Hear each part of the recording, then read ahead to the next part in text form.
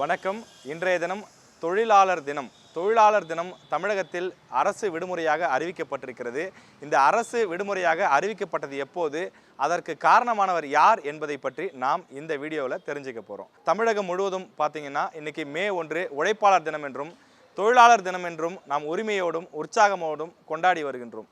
இதற்கெல்லாம் காரணம் என்ன என்று நாம் பின்னோக்கி பார்க்கும்போது, இந்தியாவிலேயே தமிழ்நாட்டில் மட்டும்தான் முதலாக தொழிலாளர் தினம் கொண்டாடப்பட்டிருக்கிறது என்று வரலாறு சொல்கின்றது. நேப்பியர் பூங்காவாக இருந்தது இன்றைக்கு மே தின பூங்காவாக மாறி இருக்கிறது என்று சொன்னால், அதற்கு பின்னால் சிங்காரவேலருடைய வரலாறும் உழைப்பாளர்கள் நடத்திய பல போராட்டங்களும் அங்கு நடத்திய பல கூட்டங்களும் நமக்கு வரலாறாக நிற்கின்றன.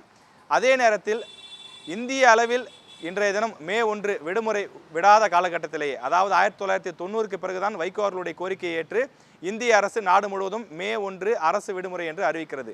ஆனால் அதற்கெல்லாம் முன்கூட்டியே 1969லேயே தமிழக அரசு இனி மே 1 அரசு விடுமுறை தினம் என்று அறிவித்திருக்கிறது. அதற்கு காரணம் என்ன என்று நாம் பின்னோக்கி அந்த வரலாற்றை புரட்டி பார்க்கும்போது, முன்னாள் அமைச்சர் வேழவேந்தன் என்பவர்தான் இதற்கு காரணமாக இருந்திருக்கிறார் என்பது தெரிய வருகின்றது. அதாவது திமுக அரசு முதலாக அமைந்தது 1967.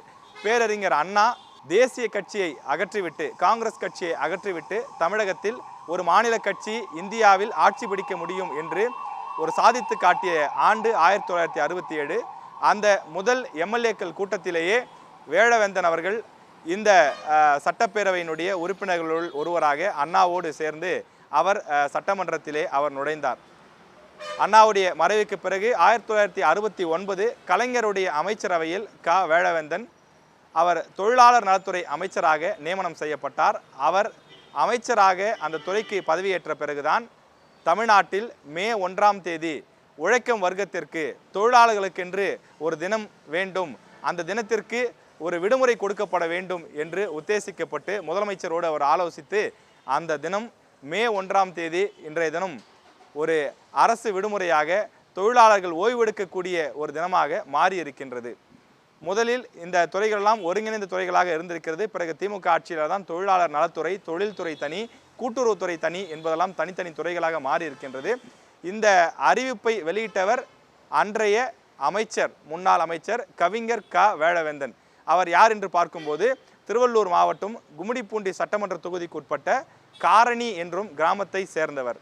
ஆரணி ஆற்றங்கரையை ஒட்டிய ஒரு குக்கிராமம் தான். இன்றளவும் கூட அந்த ஊருக்கு பேருந்து வசதிகள் கிடையாது. அப்படிப்பட்ட ஒரு சிறிய குக்கிராமத்தை சேர்ந்தவர், காரணி என்ற கிராமத்தை சேர்ந்த வேழவேந்தன் என்ற அந்த அமைச்சர் தான், முன்னாள் அமைச்சர் தான் இந்த அறிவிப்பை வெளியிட்டிருக்கிறார்.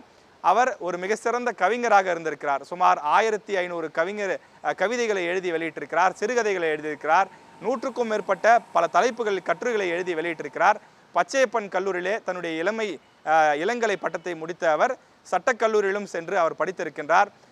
திமுகவை பொறுத்தவரையிலே ஆரம்ப காலத்தில் அண்ணா அவர்களுடைய காலத்தில் பல தலைவர்களை எடுத்து பார்க்கும்போது வேழவேந்தன் அவர்களும் ஒரு அசைக்க முடியாத ஒரு முன்னணி தலைவராக இருந்திருக்கின்றார்.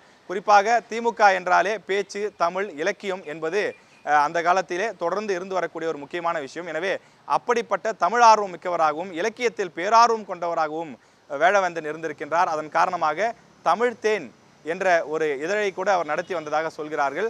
தமிழுக்காக பல பாடுபட்டவராகவும் தனி தமிழ் இயக்கம் வேண்டும், தமிழ் இயங்க வேண்டும், தமிழ் தொடர்ந்து தழைக்க வேண்டும் என்று பாடுபட்டவர்கள் ஒருவராகவும் அவர் இருந்ததாக சொல்கிறார்கள். கும்மிடிப்பூண்டி சட்டமன்ற தொகுதியிலே 1967 முதல் 76 வரை சட்டமன்ற உறுப்பினராக தொடர்ந்து 2 முறை வெற்றி பெற்ற நபராகவும் வேழவேந்தன் இருந்திருக்கிறார். பிறகு அவர் சென்னையிலேயே செட்டில் ஆகி விட்டார் என்றும் சொல்கிறார்கள்.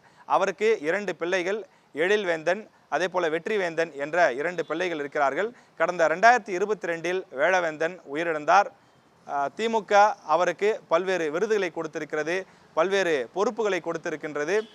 இப்படி பல சாதனைகளை படைத்திருக்கக்கூடிய, தமிழுக்காக பல கட்டுரைகளை படைத்திருக்கக்கூடிய வேழவேந்தன் இன்றைய தினம் மே 1 தொழிலாளர் தினம் ஒரு விடுமுறை தினமாக இருக்கிறது என்று சொன்னால், அதற்கு திமுக அரசில் அங்கம் வகித்த வேழவேந்தன் என்ற ஒரு அமைச்சர் அவர் பொறுப்பு வகித்த காலத்தில்தான் இந்த விடுமுறை வழங்கப்பட்டது என்பது ஒரு வரலாறாக பதிவாகி இருக்கிறது.